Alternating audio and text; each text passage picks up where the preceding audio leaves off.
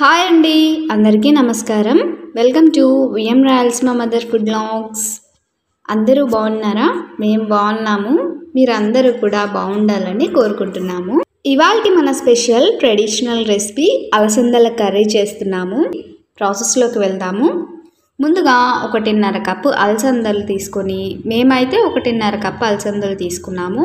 మీరు మీకు సరిపడా తీసుకోండి. వీటినే కొన్ని చోట్ల బొబ్బర్లు అని కూడా అంటారు. మేమైతే మా రాయలసీమ సైడ్ అలసందలు అంటాము. వీటిని నీటితో ఒక 2-3 సార్లు శుభ్రంగా కడిగేసుకొని ఒక 2 గంటల పాటు నానబెట్టి ఉంచాము. ఇలా నానబెట్టుకున్న అలసందల్ని కుక్కర్లో వేసుకొని 2 కప్పులు నీళ్లు, 1 స్పూన్ ఉప్పు వేసి, ఎక్కువ ఉండడం వల్ల ఫుల్ వీడియో లింక్ డిస్క్రిప్షన్లో ఇచ్చాము. ఈ లింక్ క్లిక్ చేసి మీరు కూడా ట్రై చేయండి. మీకు ఎలా వచ్చిందో మాకు కామెంట్ చేసి మమ్మల్ని సపోర్ట్ చేయండి. Thank you for watching our channel friends.